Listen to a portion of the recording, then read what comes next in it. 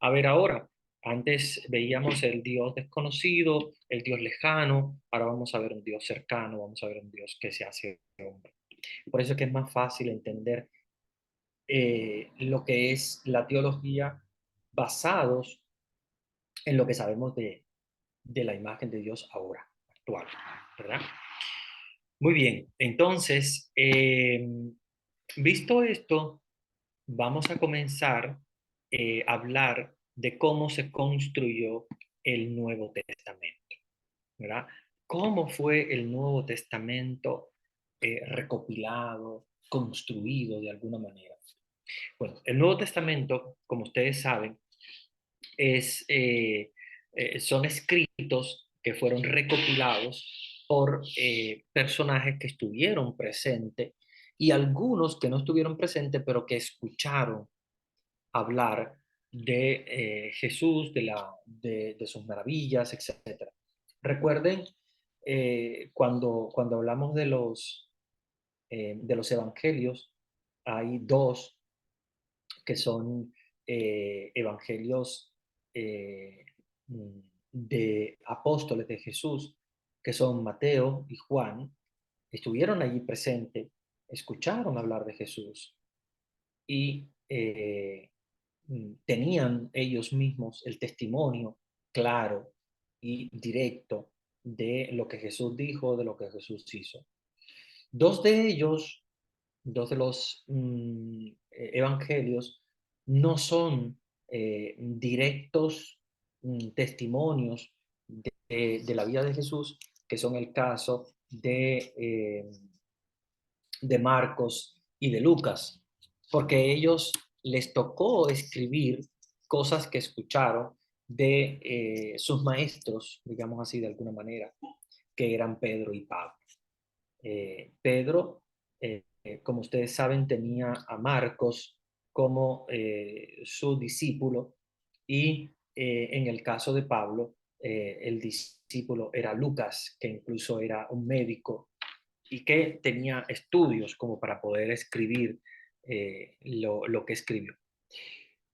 Después de las escrituras de los evangelios, nosotros podemos hablar de una recopilación de datos que es bastante amplia, porque ustedes me preguntarán, pero ¿solamente 4 evangelios se escribieron? No, no.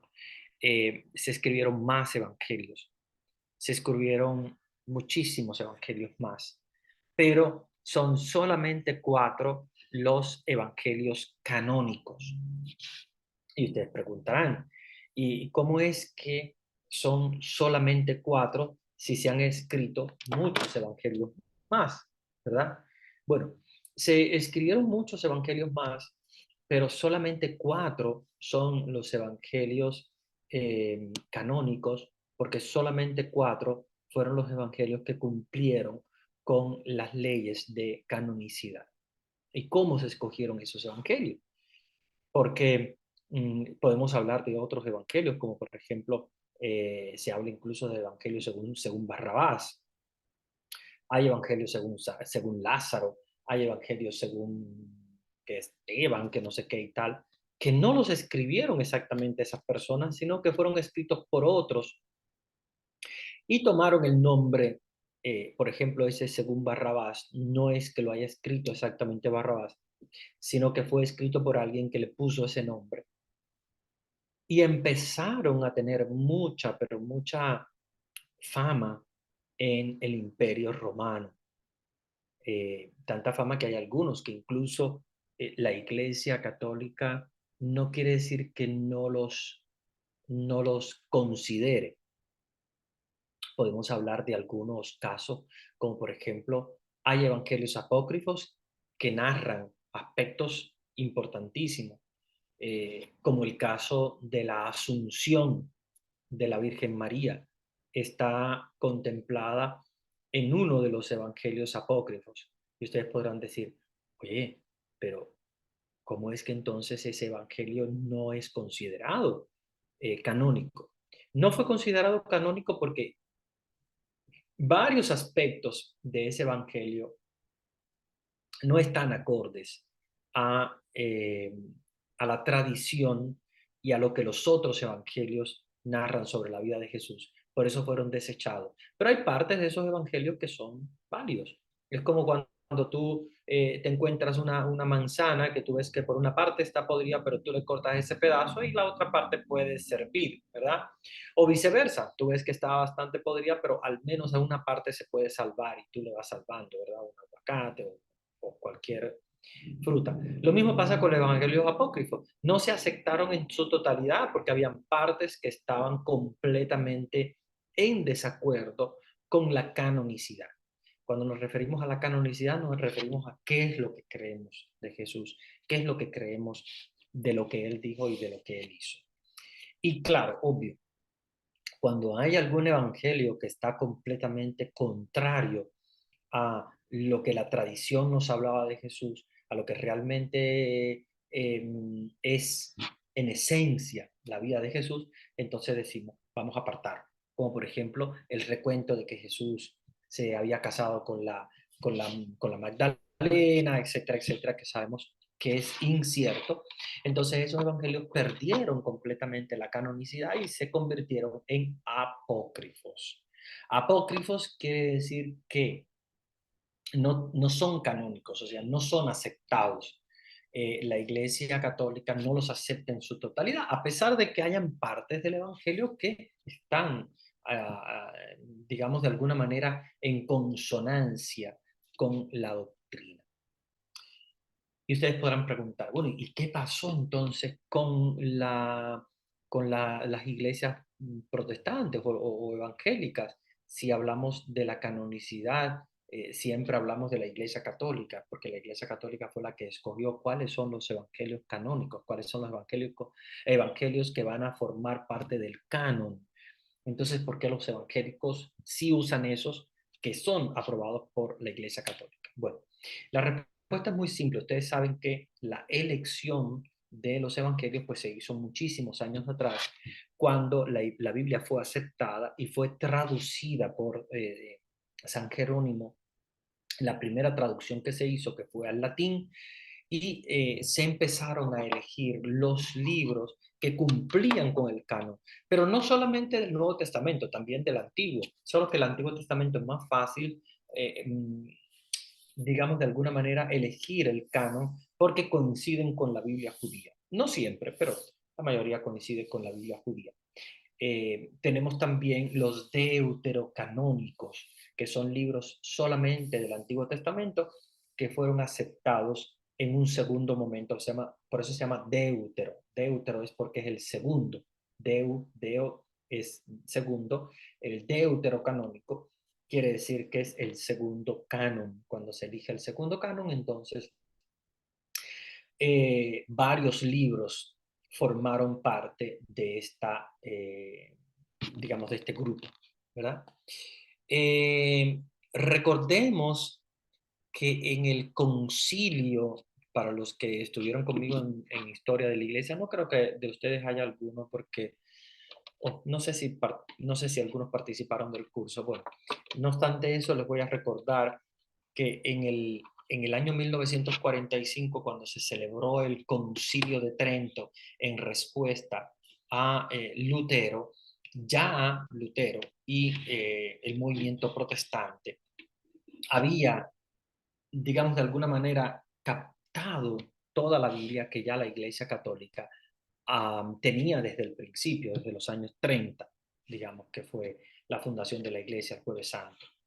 Y así sucesivamente, con el paso de los años, se fue perfilando el canon de cuáles son los libros que sí y cuáles son los libros que no.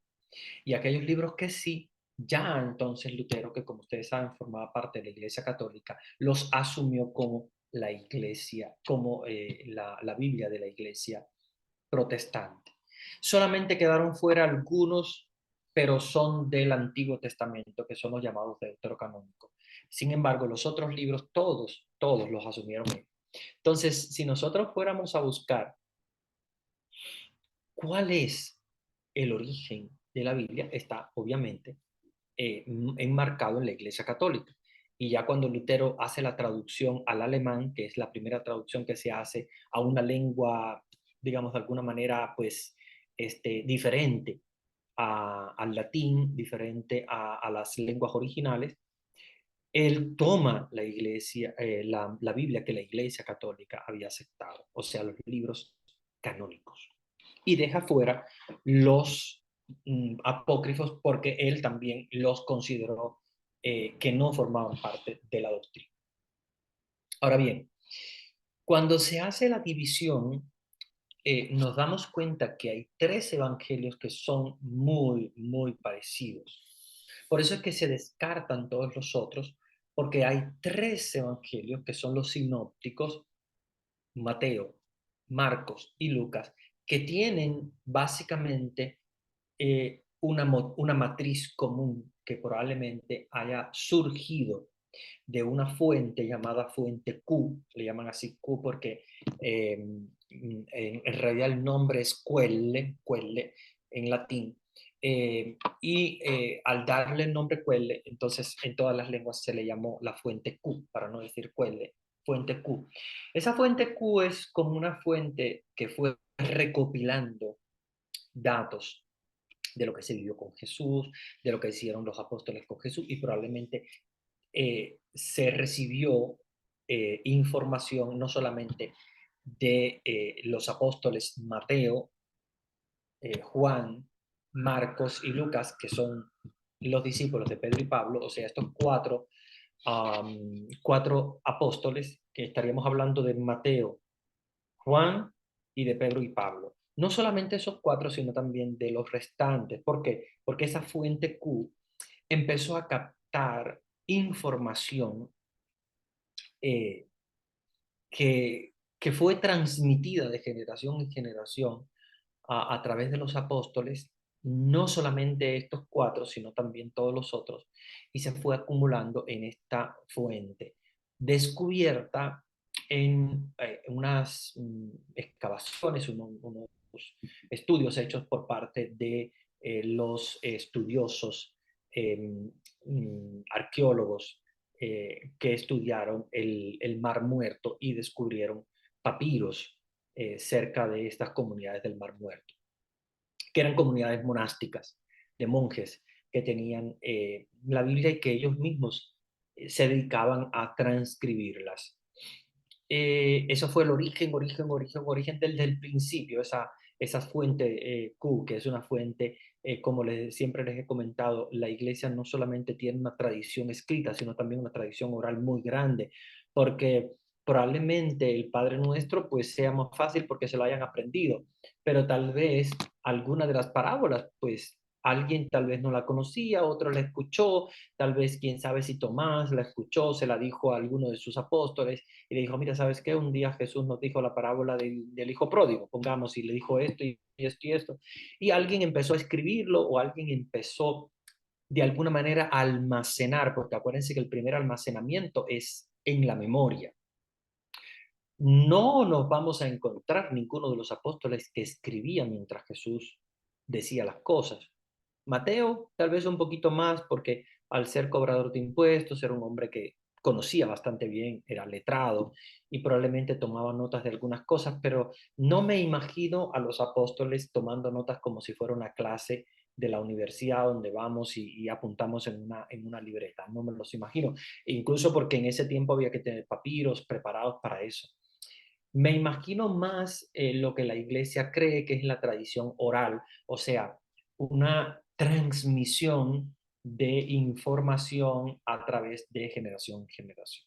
¿Ok? Entonces, recordemos que eso es muy importante para entender cómo fue transmitida la Biblia. De esa fuente Q vienen estos tres evangelios. Ahora, nos podríamos preguntar, entonces, ¿qué pasa con Juan? Bueno, Juan es una tradición completamente diferente. ¿Por qué? Porque Juan es un estilo completamente todo suyo. Si ustedes ven los estilos de los sinópticos, es un estilo más descriptivo.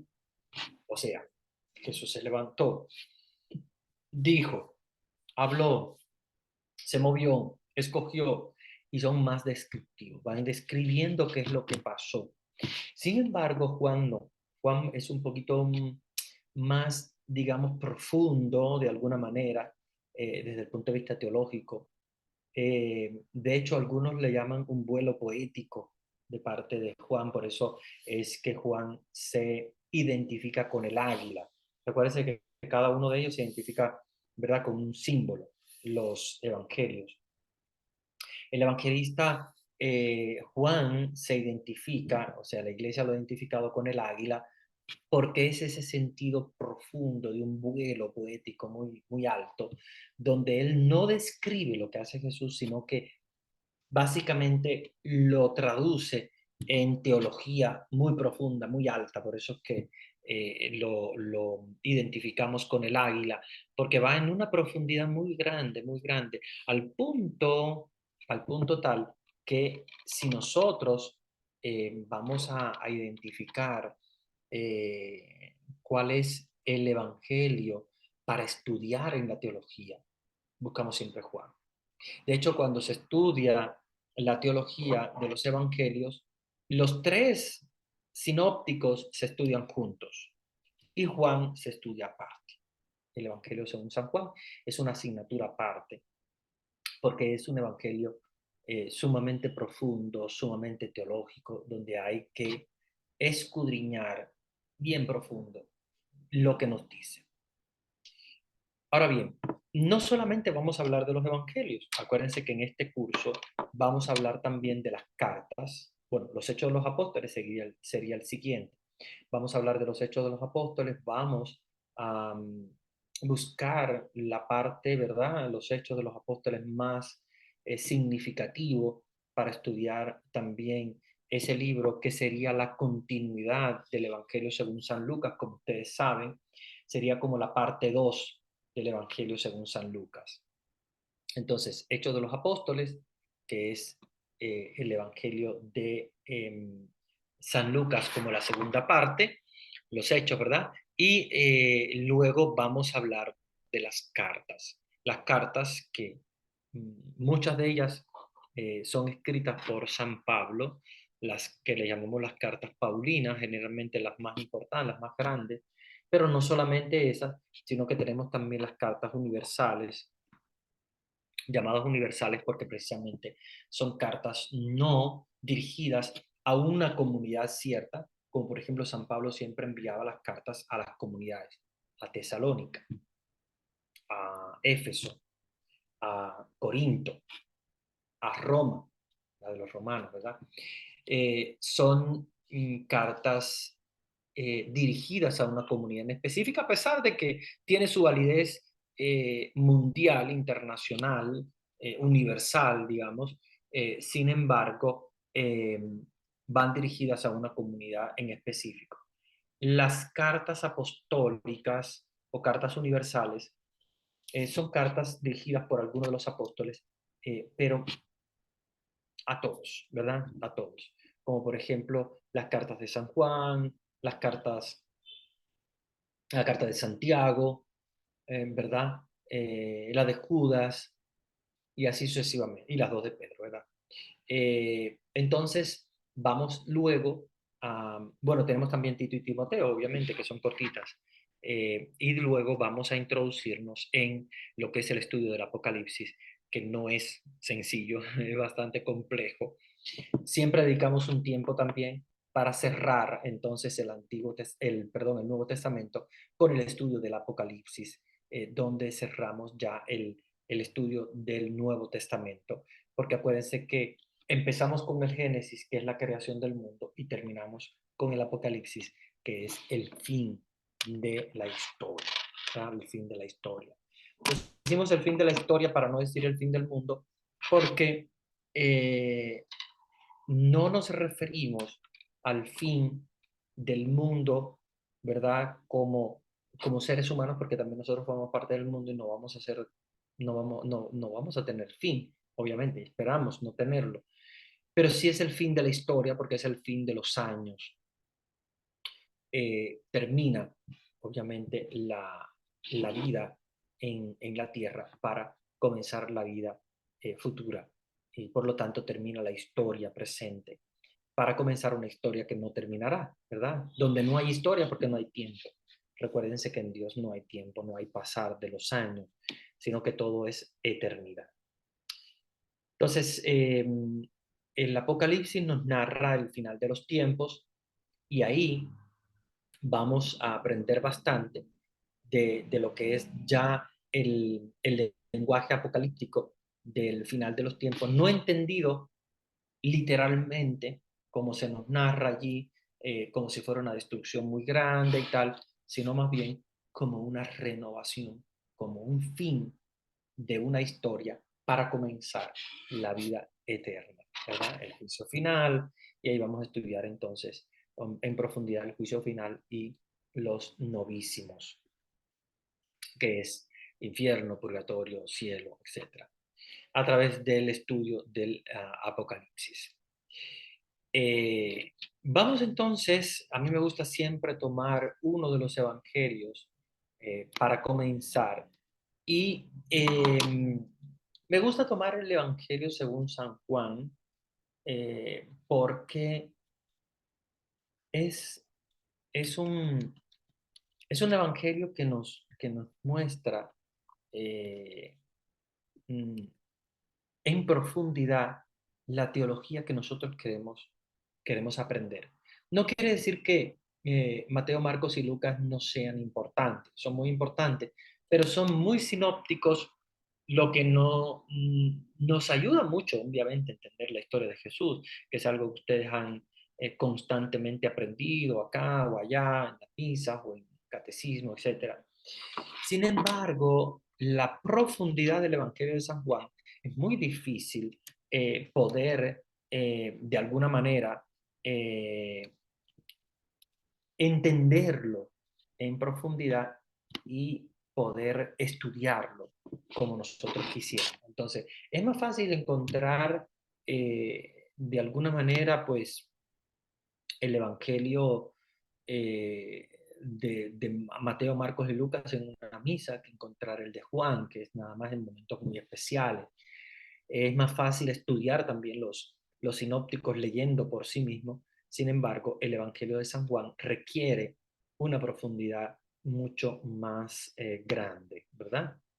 Entonces, vamos a buscar entonces el Evangelio según San Juan y vamos a empezar a estudiarlo en profundidad. Aquí sí quiero, ya he hablado bastante, como ustedes saben que a mí me gusta siempre darles la oportunidad a ustedes a que participen y me gustaría que participaran la mayor, ¿verdad?, cantidad posible de, de estudiantes en este diálogo, porque vamos a hablar sobre el Evangelio según San Juan en una profundidad bastante interesante, que me gustaría ver, escucharles a ustedes, no tengan miedo de equivocarse. De hecho, estamos acá para eso, para equivocarnos, para aprender, estamos, ¿verdad? Porque si no supiéramos, pues no tendríamos que venir a estudiar. Venimos a estudiar porque no lo sabemos todo, ni siquiera yo tampoco, mucho menos.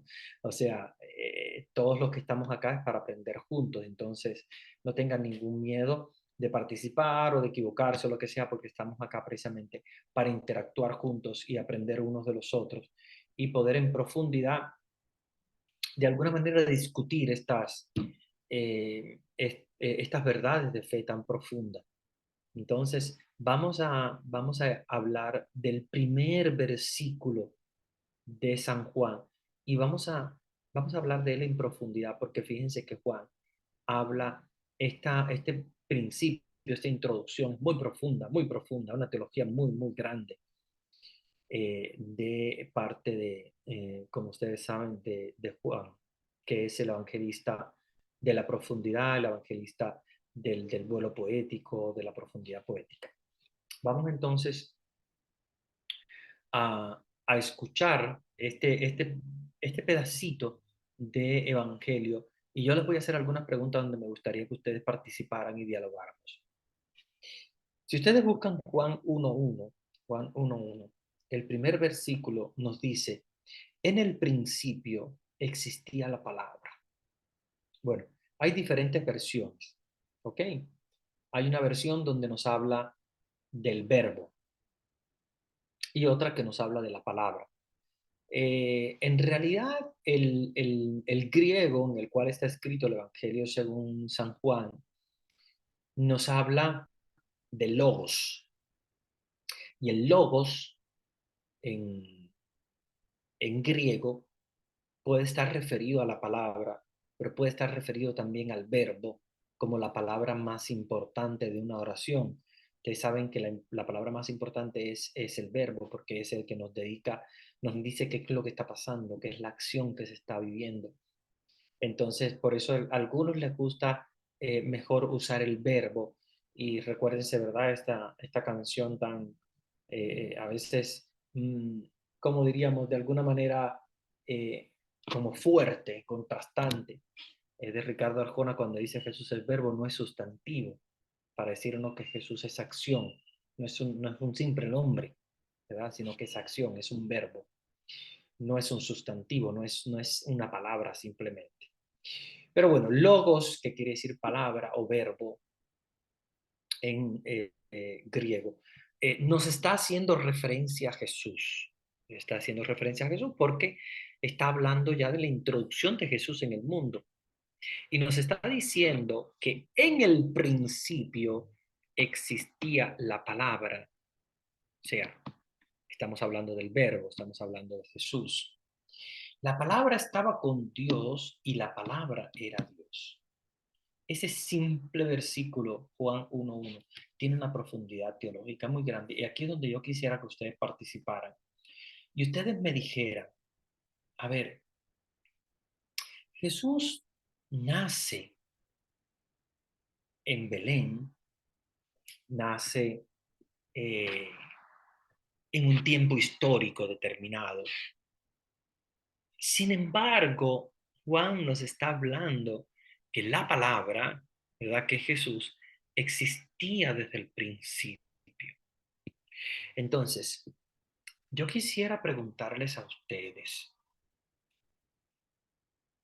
¿por qué nosotros decimos que la palabra existía desde el principio y sin embargo nosotros lo vemos nacer en Belén en un tiempo histórico determinado? O sea, en otras palabras, ¿desde cuándo empieza a existir el verbo? ¿Desde qué momento empieza a existir Jesús? ¿Jesús es una creación del Padre? O sea, el Padre existe antes, luego existe Jesús, luego el Espíritu Santo. No sé, dialoguemos sobre esto porque creo que es algo muy, muy profundo. A ver, alguien que quiera, no sé si tienen la posibilidad de reactivar sus micrófonos. Ya lo tiene. Sí lo tienen. Ah, gracias, Vanesita. Me gustaría, a ver, escucharles.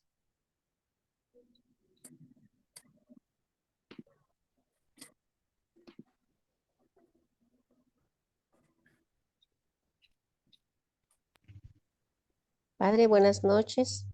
Sí, ¿Sí me buenas escucha? noches. Mi nombre es Melinda desde Perú. Eh, Mire, este versículo lo toqué un día cuando me vinieron a predicar los hermanos, los testigos de Jehová. Ujú, Entonces, hablábamos, bueno, yo decía que esto era una referencia clara a la Santísima Trinidad, donde nos dice que Dios existió en un principio y que era el Verbo y que por lo tanto Jesús es Dios. ujú, Sin embargo, ellos me empezaron a refutar diciéndome, claro, es al principio porque el Padre lo creó primero, ¿no? Que el Padre había creado al Hijo y bueno, Él lo ayudó con toda la creación del mundo. Y yo le decía, pero no es lo que dice acá. Dice al principio era el Verbo. Entonces ya estaba en el principio, no que fue creado, ¿no? Bueno, yo lo entendí así porque así me lo enseñaron en catequesis.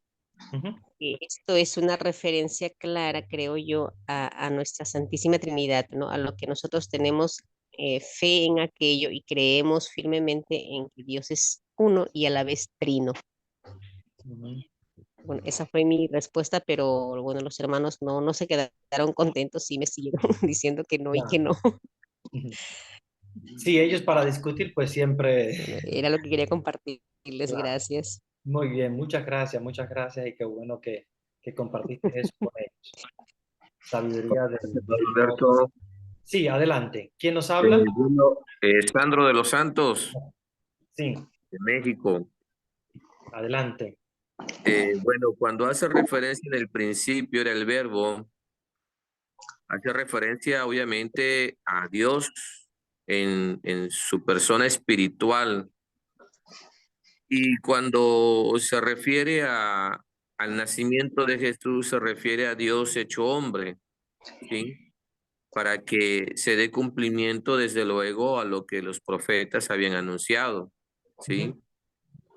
Dios en su esencia ha existido, o sea, la persona de Jesús como verbo ha estado desde el principio. La persona de Jesús hecho carne, pues tuvo obviamente su manifestación en un tiempo histórico, ¿sí? Esto para que se llevara a cabo el cumplimiento también de lo anunciado por los profetas. Esa es mi opinión, padre. ujú. Muy bien, gracias. Entonces, ¿quién existió primero? ¿El Padre o el Hijo?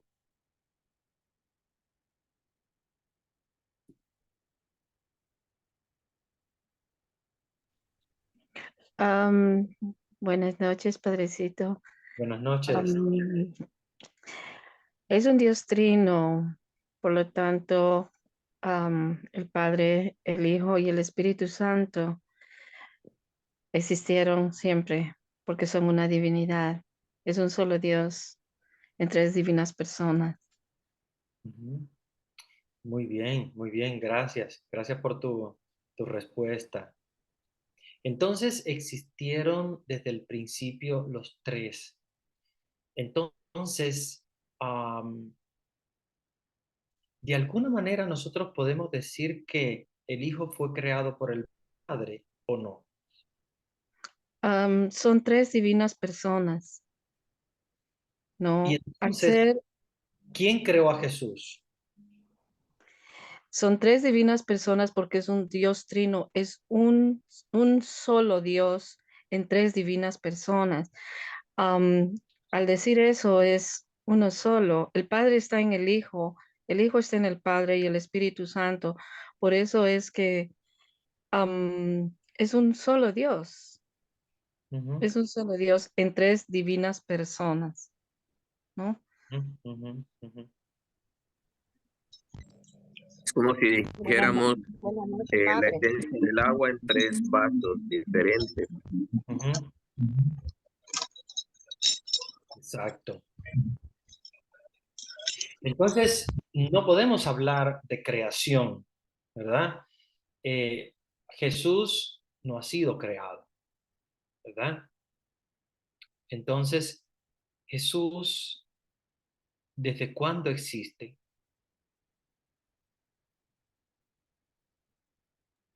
Desde Jesús es siempre. de siempre. Desde siempre,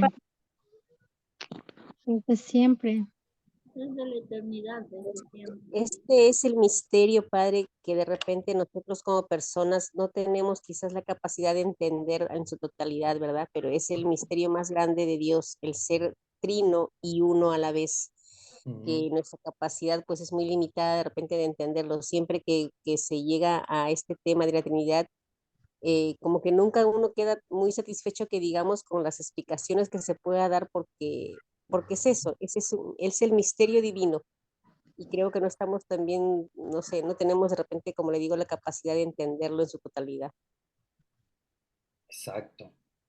Ujú. Buenas noches, padre. Buenas Am, noches. Puedo compartir. Yo Sí. aprendí, bueno, me enseñaron a mí que para entender un poquito mejor de la Santísima Trinidad, que son tres personas diferentes, un solo Dios, podemos eh, como tomarlo a un ejemplo material, como ser el sol, que el Ujú, sol es el fuego es el Padre el que emana el calor y la luz. Entonces, la luz que emana es la luz, es Jesús. Y el calor que da el sol, pues ese es el Espíritu Santo. Y Ujú. nunca puede haber un sol que no dé luz ni calor, sino que ahí están las tres funciones, pero es uno solo, para Ujú. que podamos entender un poquito de lo que, cómo funciona la Santísima Trinidad, porque obviamente es un misterio y a profundidad pues todavía no lo sabemos, pero al menos yo pude entender así, porque así me lo explicaron a mí, si de pronto se hace más entendible, así tan sencillo. Ujú, ujú. Gracias, Pablo. Claro, claro, claro, claro, claro, está muy bien. Está muy bien, Buena, Flavio. buena padre, ¿puedo opinar? Adelante. Sí, como dijeron las demás hermanas, también yo entiendo que ha existido siempre y que son las tres divinas personas en una, pero luego de ahí dice también que el verbo era Dios y el verbo se hizo carne y habitó entre nosotros para la redención del mundo. Es decir, Ujú. que Dios se hizo el Hijo aquí en la tierra, mientras que allá ellos son lo mismo, el Padre, el Hijo, el Espíritu Santo, y se hizo carne para venir aquí y a dar su vida por nosotros sus hijos, por los pecados de los hombres, de nosotros. Exacto, exacto. Y fíjense lo interesante que muchas veces nosotros pensamos como si cada uno de ellos tuviera un origen determinado. En el credo nosotros decimos que el Hijo fue engendrado, no creado. Es muy importante entender qué cosa es engendrar, porque fíjense que cuando hablamos de engendrar parecería como que el Hijo de alguna manera fue engendrado por el Padre, como si fuese el Padre el primero y el Hijo fuese el segundo. Y desde el punto de vista teológico hay que entender que engendrado no quiere decir que lo haya él de alguna manera creado, porque de hecho dice engendrado, no creado, de la misma naturaleza que el Padre. Entonces, es ahí donde nosotros tenemos que entender el misterio de la Trinidad a la luz de las tres personas divinas que fueron desde el principio, o sea, existen desde siempre y para siempre. No podemos decir, el Padre existió antes, el Hijo existió en el momento de la concepción o el Espíritu Santo existió desde el momento, no. El Padre, el Hijo y el Espíritu Santo eh, son tres personas diferentes, pero de una misma esencia y una misma naturaleza. Pero no son lo mismo. Acuérdense que no podemos entenderlo como si fuera un transformer, ¿verdad? Como algunos dicen, el Hijo se transformó ahora en el Padre se transforma en el Hijo, luego se transforma en el Espíritu Santo, porque es uno mismo que se convierte. No, son diferentes. De hecho, la teología nos dice, son tres personas diferentes. El Padre no es el Hijo no es el Espíritu Santo, el Espíritu Santo no es el Padre.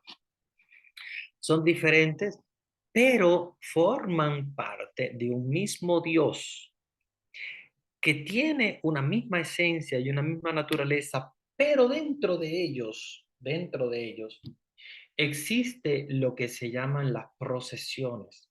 O sea, el Hijo procede del Padre y el Espíritu Santo procede del Padre y del Hijo, que con el Padre y el Hijo reciben la misma adoración y gloria. Por eso es que le decimos al Espíritu Santo de esa manera en el credo. Fíjense bien, hay procesiones, procede. El proceder no quiere decir que sea creado. El proceder quiere decir que hay un movimiento y ese movimiento no es un movimiento creador, no es un movimiento de alguna manera que uno va a crear a otro. Es un movimiento donde el Padre, al ser el eje central, digamos así, de la Santísima Trinidad, hace un movimiento que, que es como de engendrar al Hijo. Y el Espíritu Santo, que procede del Padre y el Hijo, o sea, que ellos mismos, mm, digamos, de alguna manera, del Espíritu Santo, de alguna manera, salen del Padre y el Hijo, porque es como recordemos a San Agustín, como San Agustín decía. San Agustín decía, el Padre es el amante, o sea, el que ama. El Hijo es el amado, por eso decimos el Hijo amado, y el Espíritu Santo es el amor entre ambos.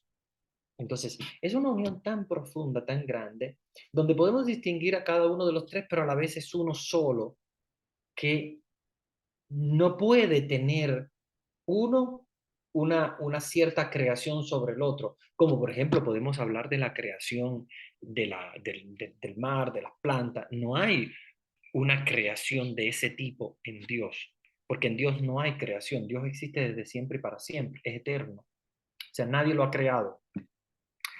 Como nadie lo ha creado, tampoco nadie lo destruye, porque obviamente es eterno. Entonces, en esa eternidad hay un cierto movimiento interno en la Santísima Trinidad, y ahí es donde viene el misterio que ustedes también han comentado. Un misterio que es muy profundo, un misterio que viene producido, como les decía, por esa generación, ¿ok?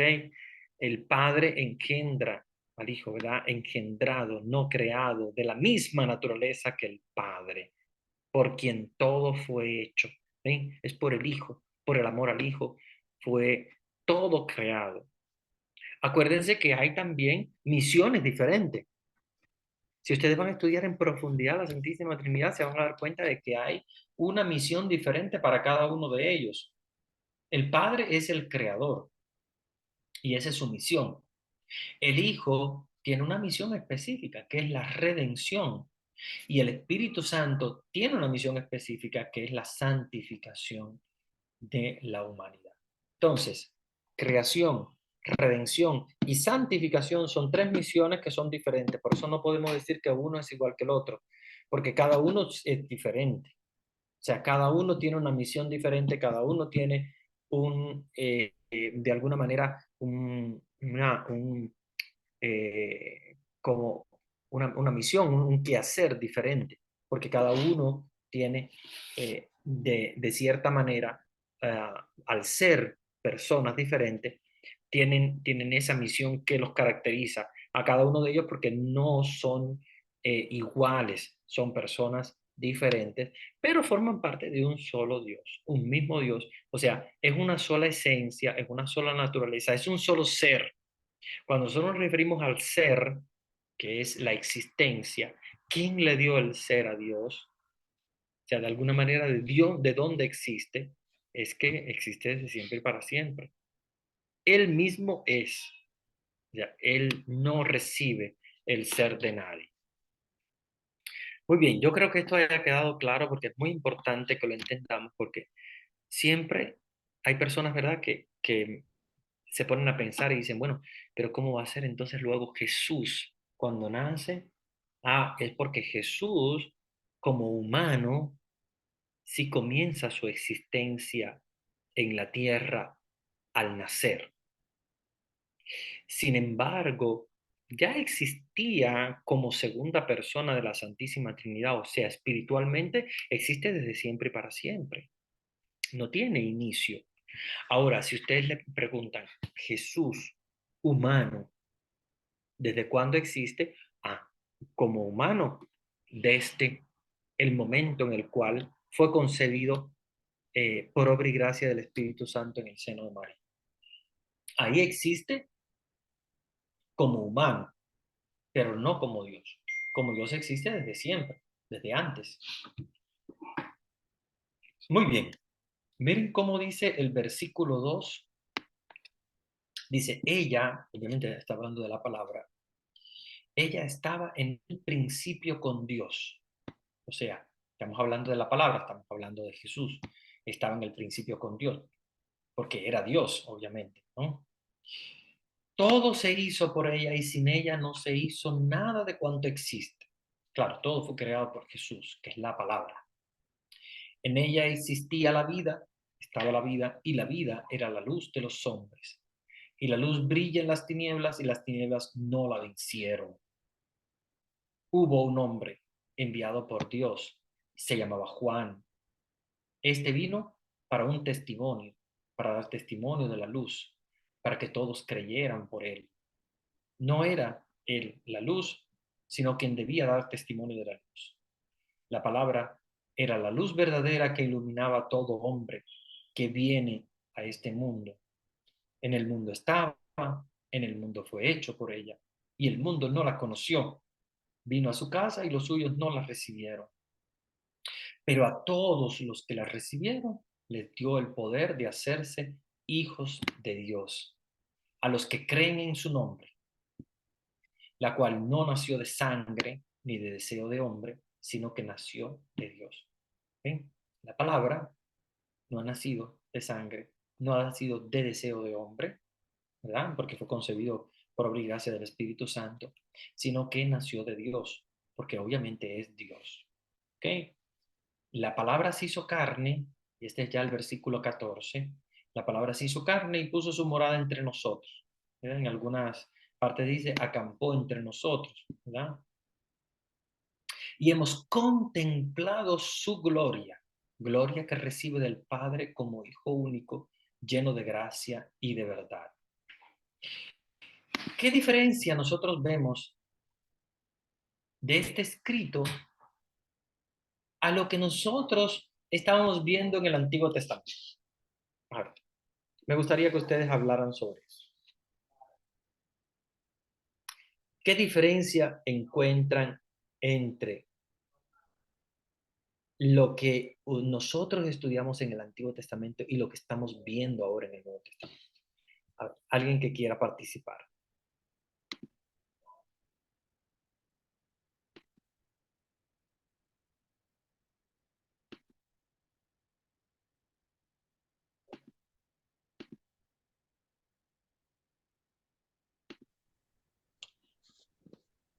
Padrecito, ¿puede repetir por favor la pregunta? Sí. La pregunta es la siguiente. ¿Qué diferencia ustedes ven en lo que nosotros estudiamos sobre Dios en el Antiguo Testamento a lo que estamos estudiando sobre Dios ahora en el Nuevo Testamento? ¿Qué diferencia grande ustedes están viendo saltando así a la vista de ese Dios que nosotros conocimos en el Antiguo Testamento, que era una imagen de, acuérdense que no es Dios, es la imagen que tenían de Dios en aquella época, ¿eh? Porque hay gente que dice, ah, Dios en el Antiguo Testamento era un guerrero, Dios ahora es, no, Dios no es que era un guerrero, o sea, los que escribieron el Antiguo Testamento concibieron a Dios de esa manera, pensaron a Dios de esa manera y lo escribieron de esa manera. ¿Qué diferencia tenemos de la imagen de Dios que tenían en el Antiguo Testamento a la imagen de Dios que estamos teniendo ahora? ¿Qué diferencias grandes ustedes ven? La diferencia que Buenas noches, padre. tenemos... Sí, creo que hay Perdón. dos que querían hablar. A ver, uno después del otro. Vamos a tener posibilidad.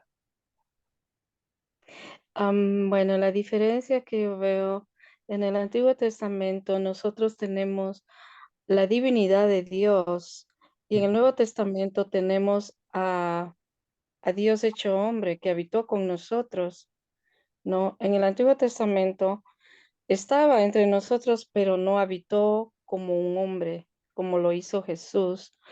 Em, en el Nuevo Testamento nosotros tenemos la presencia viva y real de Jesús como un hombre. Exacto. O sea que en el Antiguo Testamento nosotros teníamos, ¿verdad? Un Dios que es solamente divino. Ahora tenemos un Dios que no es solamente divino, sino que es un Dios que Real. es también humano, o sea, que se hace hombre. Muy bien, muy bien. Gracias por tu intervención, muy buena. ¿Alguien más? Buenas noches, padre. Buenas noches. Bueno, la verdad es que hay una diferencia muy grande porque siempre, pues en el Antiguo Testamento vemos que siempre habla de Dios, como usted decía, el Dios guerrero, pero en el Nuevo ya tenemos a Jesús entre nosotros y vemos la misericordia hacia nosotros y nos enseña también a amar, a perdonar y a ser mejores. Entonces tenemos una diferencia ya la enseñanza de Dios hacia nosotros para poder nosotros también dar la enseñanza a los demás. Creo que para mí esa es la gran diferencia entre Dios del Antiguo Testamento, porque el de Antiguo Testamento daba las órdenes de hacer. El Dios para nosotros de ahora ya nos enseña a nosotros de una forma diferente a la del antiguo pueblo. Y hay varios versículos que nos muestran a un Dios diferente, a un Dios de misericordia, a un Dios de perdón, a un Dios de piedad. Entonces esa es la diferencia entre el Antiguo Testamento y el Nuevo Testamento. Pues esa es la diferencia para mí. Muy bueno, gracias. Gracias por tu intervención. Sí, es muy, muy valiosa también la intervención tuya. Tenemos un Dios que ya no es un Dios guerrero, ¿verdad? Es un Dios entre nosotros, es un Dios como nosotros, es un Dios que comprende, es un Dios que escucha, es un Dios que podemos ver, ¿verdad? Más cercano. No es el Dios lejano que tenemos en el Antiguo Testamento, que solamente le hablaba a Moisés. Aquí es un Dios que le habla a la humanidad. Muy bien, gracias por tu intervención, muy buena. ¿Alguien más? Padrecito, yo quisiera añadir también algo, ¿no? En el Antiguo Testamento, nosotros tenemos al Dios en forma divina, pero en el Nuevo Testamento viene y ya lo tenemos como hombre. Y nos viene yo veo que la misericordia de Dios se manifiesta en el Nuevo Testamento porque ya estamos nosotros limitados por el pecado original y viene Jesús para ayudarnos a nosotros a comprender cómo nosotros debemos caminar para poder alcanzar la salvación.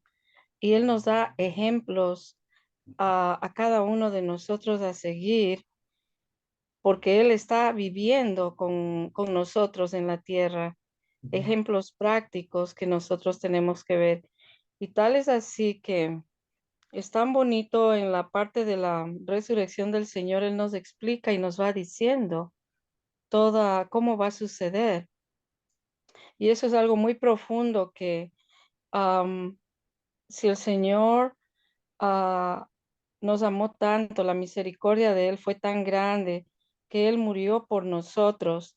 Y a pesar de que Él murió por nosotros, nosotros todavía no entendíamos o no entendemos la parte por la cual Él murió. Él vino acá con su misericordia para mostrarnos qué es lo que nosotros debemos hacer para poder alcanzar la salvación. Eso es lo que quería añadir, Padrecito. Excelente, Él excelente. bendice. Gracias. Gracias, muy buenas intervenciones. Me gusta así porque así sacamos mucha sabiduría, ¿verdad? De cada uno. Qué bueno, me gusta así que intervengan para que podamos sacar, ¿verdad? La sabiduría unos de los otros y podamos aprender juntos. Muy bien, ¿alguien más? Yo, Guadalupe, Adelante, Guadalupe.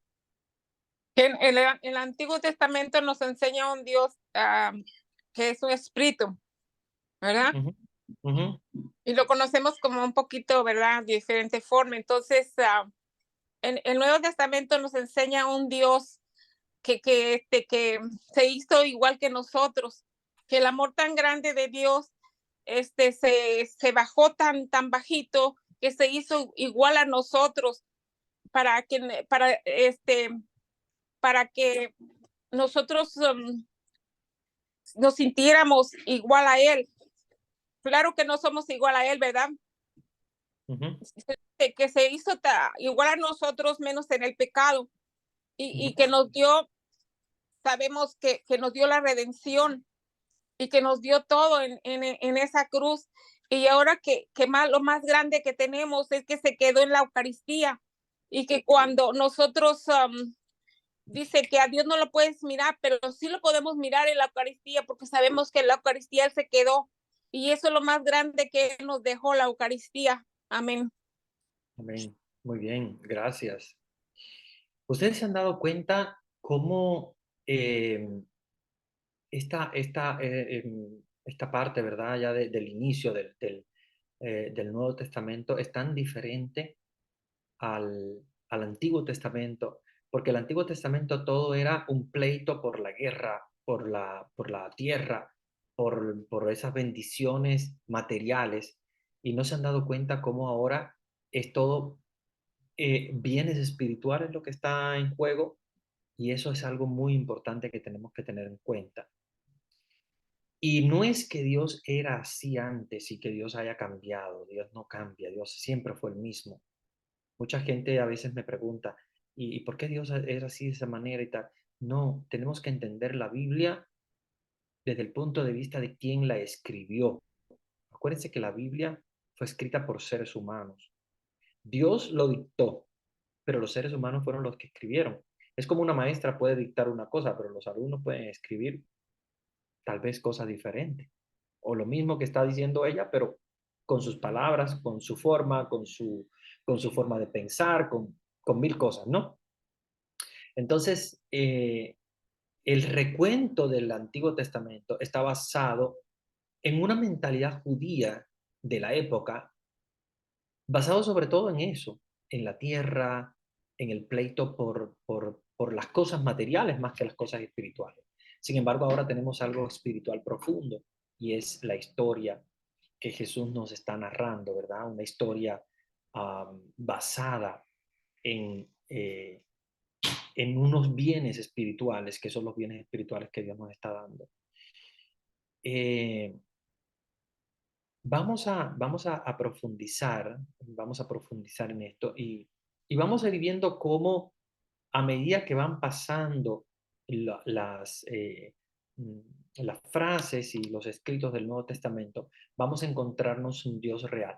Lo que nos dice el Concilio Vaticano II es, Dios se reveló desde antiguo en diferentes maneras, ¿ok? De los profetas, de los patriarcas, los reyes, etc. Hoy se nos manifiesta Él mismo.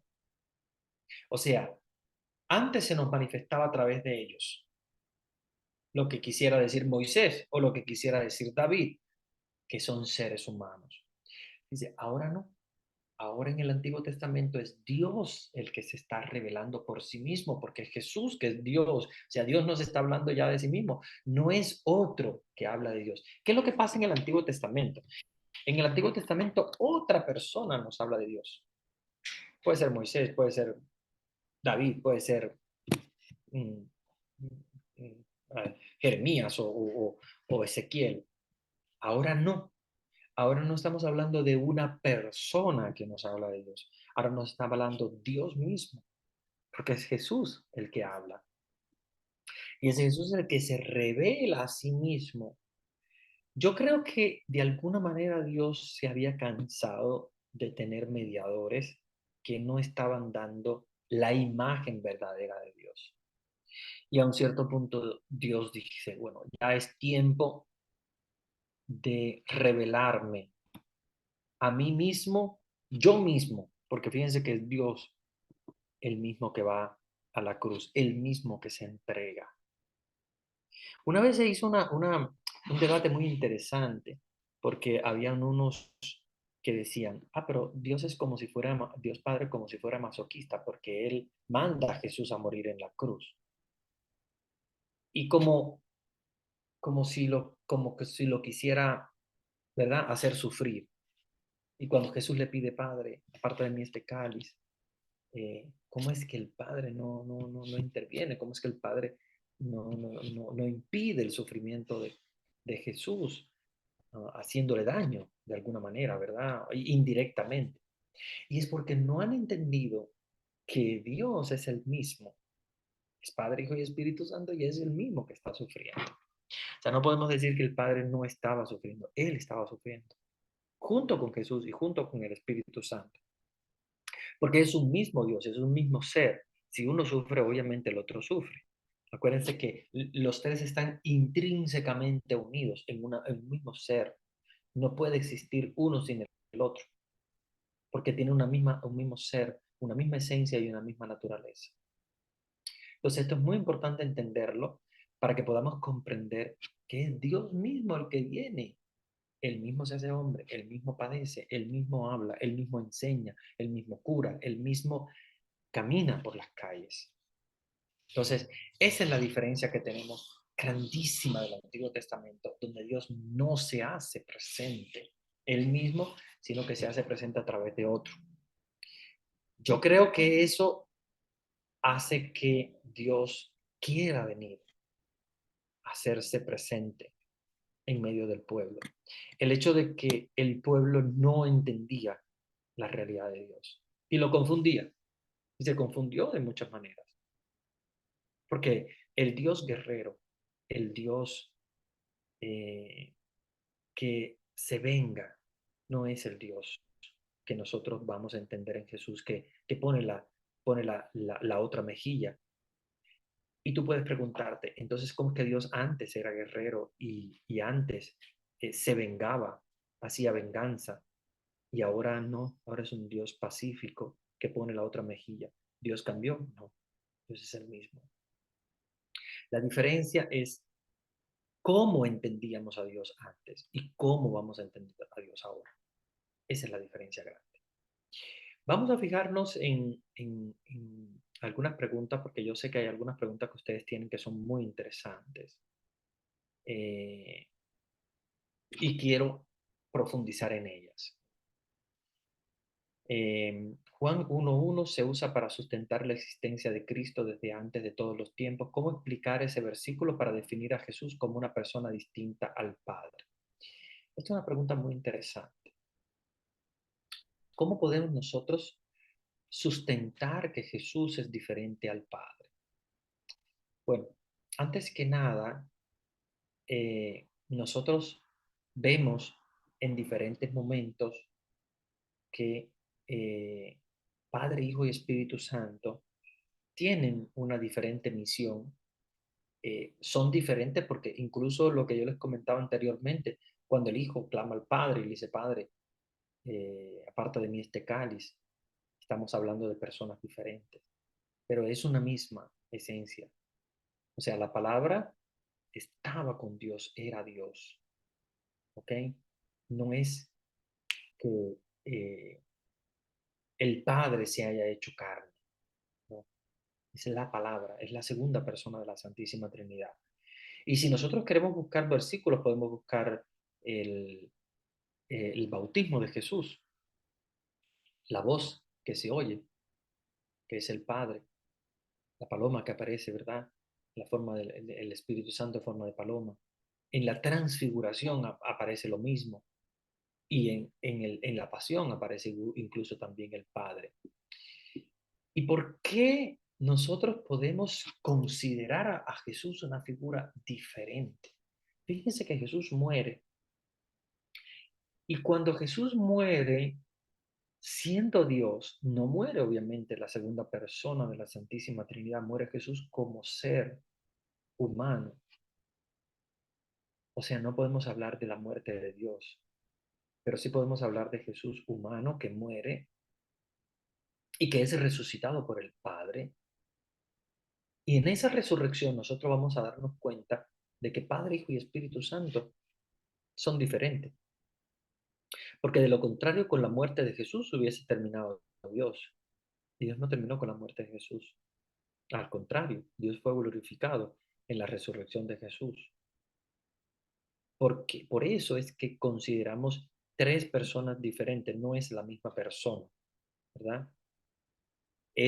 Son personas diferentes con misiones diferentes, pero un mismo Dios. Yo sé que es un milagro y es a la vez un misterio muy grande. Hay personas que lo van a poder entender, hay personas que no van a lograr entenderla, pero esta es la profundidad, la profundidad de la esencia de Dios. Yo sé que para muchos de ustedes ahora van a empezar a pensar, bueno, ¿cómo vamos a profundizar en esta diferencia, semejanza, que es uno solo, pero son tres personas diferentes? Es un misterio, no es fácil. Eh, pero es un misterio. Pero lo que sí no podemos nosotros decir es que sean diferentes, como si fueran tres dioses diferentes. Tampoco podemos decir que es uno solo, en el sentido de una sola persona, y que es como un transformer, como que uno mismo que se convierte de tres maneras diferentes, porque no lo es así, sino que son tres personas distintas en una misma esencia y naturaleza. ¿Ok? Que es un misterio que no lo podemos explicar desde el punto de vista humano. A mí me gusta mucho la explicación de San Agustín que yo les dije, pero tampoco es que sea, digamos, exacta en su totalidad. Él lo hace por analogía. Él dice, el Padre ama al Hijo, el Hijo al Padre, y el amor entre ellos es el Espíritu Santo. Es como una comunión entre los tres muy profunda, pero los tres son diferentes. Si Jesús estaba desde, bueno, hay otra frasecita aquí bonita que dice en la Biblia de los testigos de Jehová, la palabra Dios está con minúscula para decir que Jesús no es Dios. Sí, lamentablemente yo sé que ellos tienen esa visión y obviamente es errada, de hecho son los únicos. Ellos creo, no sé si también los adventistas, porque ellos vienen del movimiento adventista, creo que también tienen esa imagen de Dios como un Dios padre que tiene a su hijo como si fuera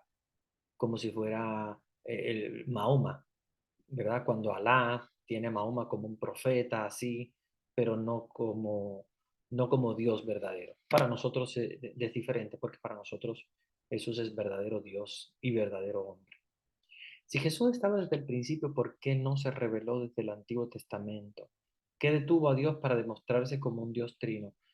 Eh, Dios se manifestó, Dios se manifestó y de alguna manera Jesús no vino hasta el momento que era oportuno, porque de hecho ustedes han visto en la misma Sagrada Escritura, Dios fue preparando a la humanidad para el momento oportuno de la venida de Jesús.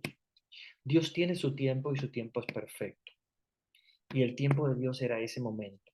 No lo hizo antes, no lo hizo en el momento de la creación. De hecho, no hubiese surtido el efecto que surtió después en la venida de Jesús, porque la venida de Jesús era necesaria para crear profetas que fuesen capaces de llevar su palabra hasta todos los confines de la tierra. Ese era el momento de la madurez. Fíjense que los profetas lo prepararon la venida de Jesús. No fue una cosa así muy incierta, como que de cualquier momento así aparece y listo, no. Fue preparada por los profetas.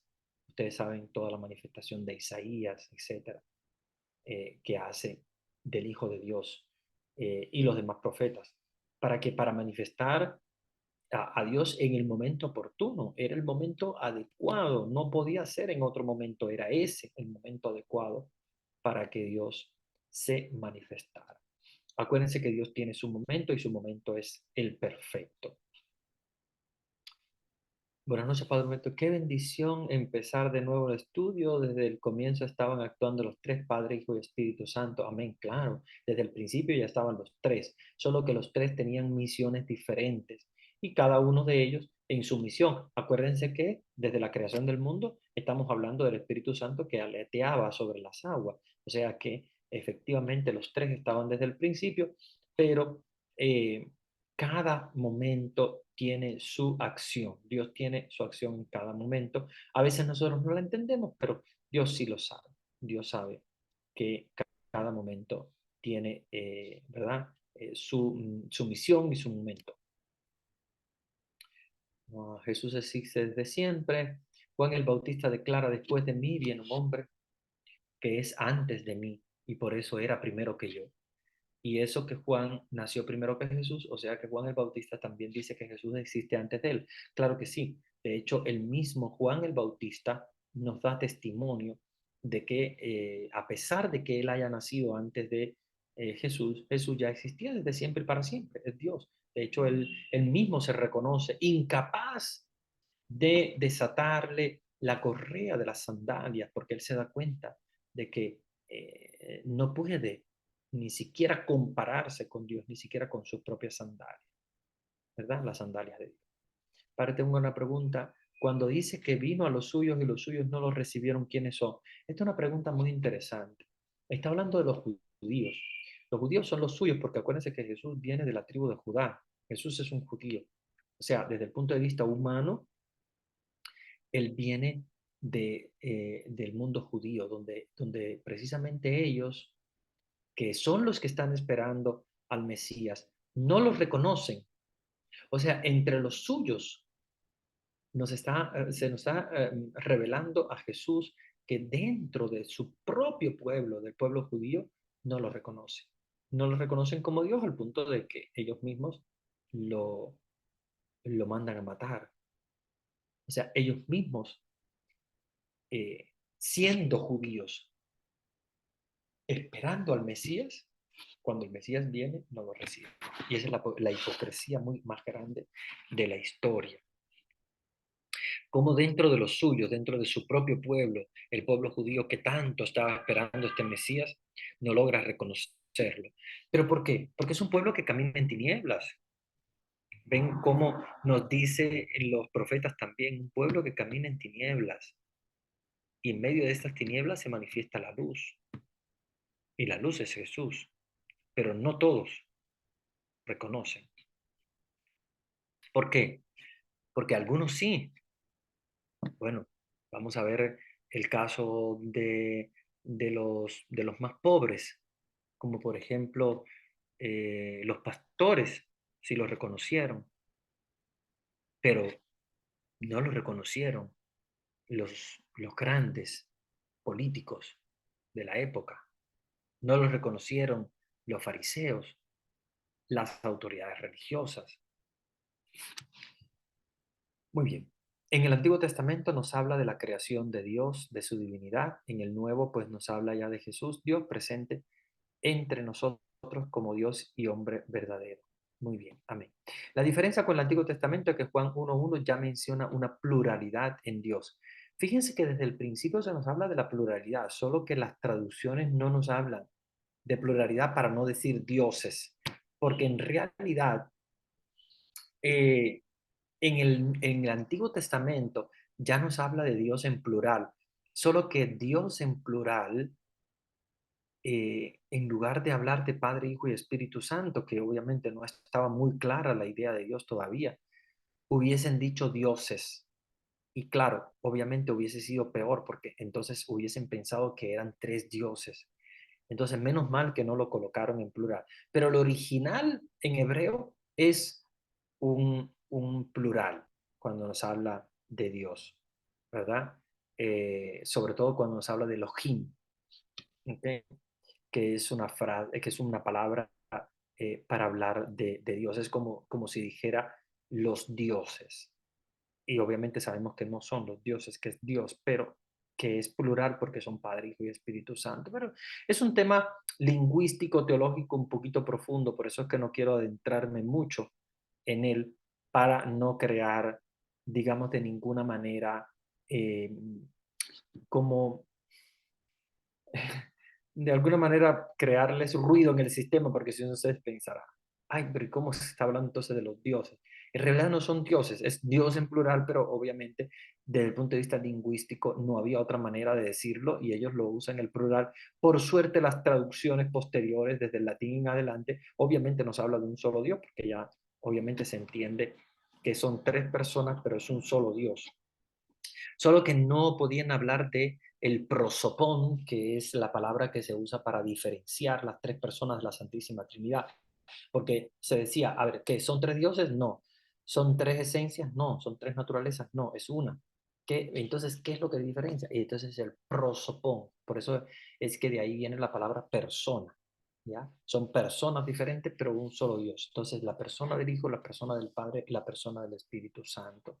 Y esa palabra que se usa en griego, prosopón, es la que nos da la diferencia entre uno y el otro. ¿Ok?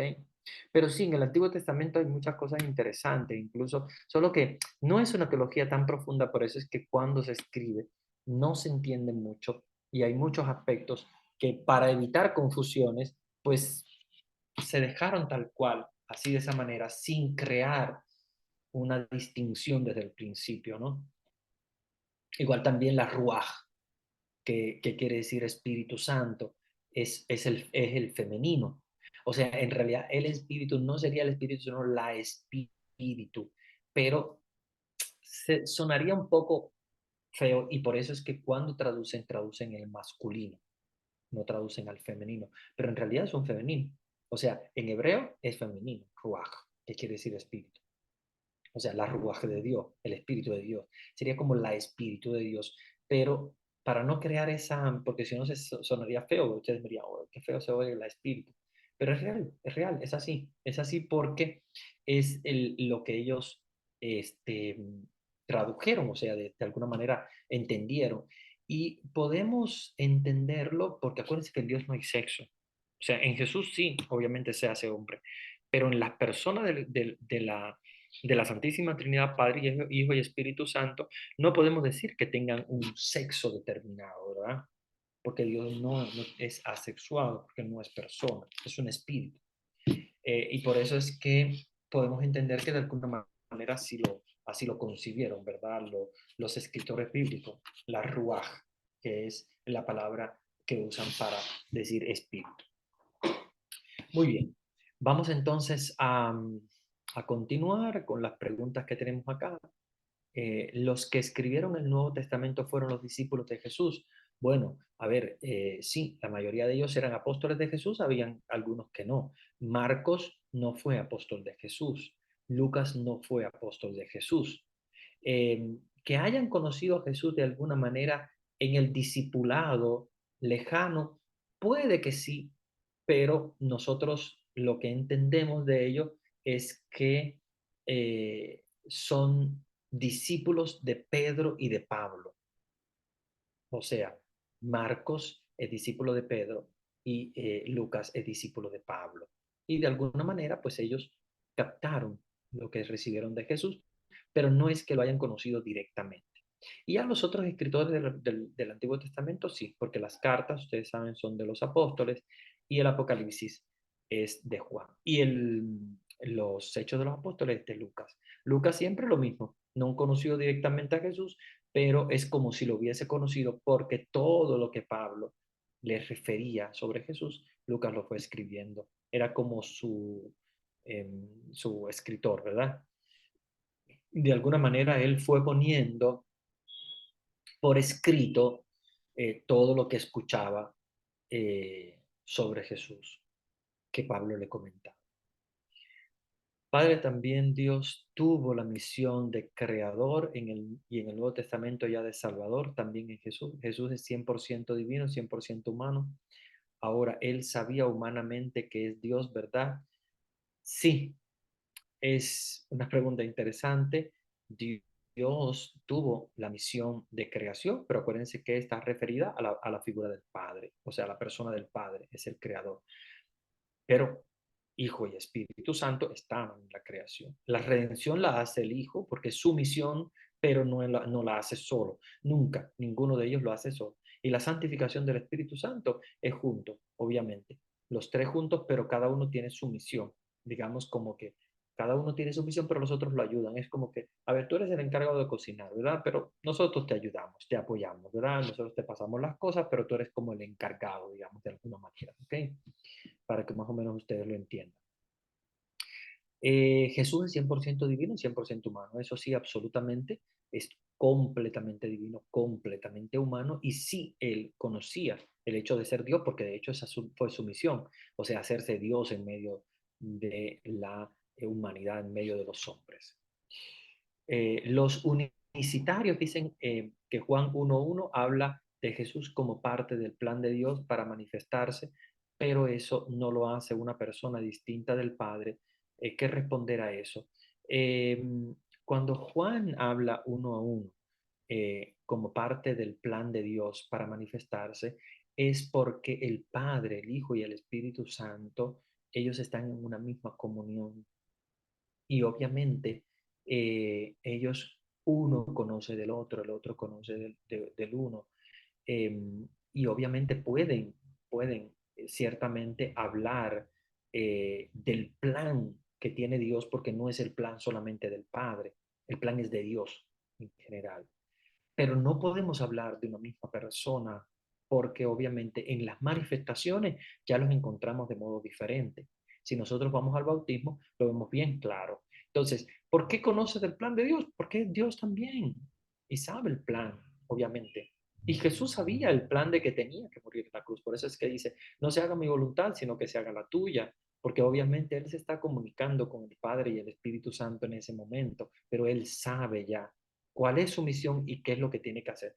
Pero como ser humano, es interesante que eso también Jesús lo haya vivido, haya vivenciado los sentimientos humanos de perder a Lázaro, que era su amigo, de enfrentarse a la cruz y todo, obviamente como ser humano también que era, pero conocedor completamente de la misión del Padre y conocedor completamente de la misión del Espíritu Santo y del plan de Dios, porque era el plan en común.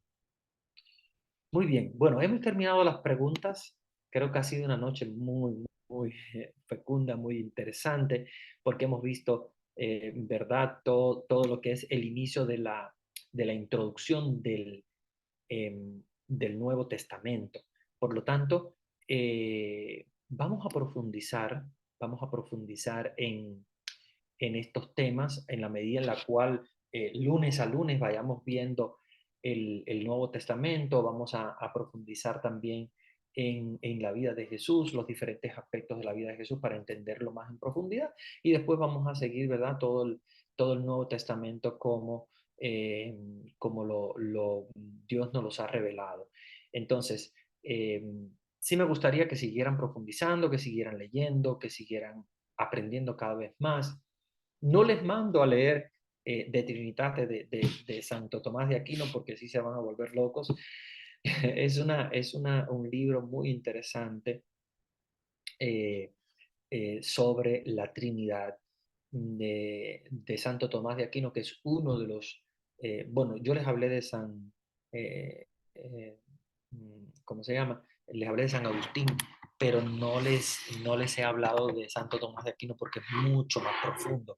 De hecho, incluso él trata de explicar teológicamente la diferencia entre lo que es el Padre, el Hijo y el Espíritu Santo desde el punto de vista de la diferencia de las personas.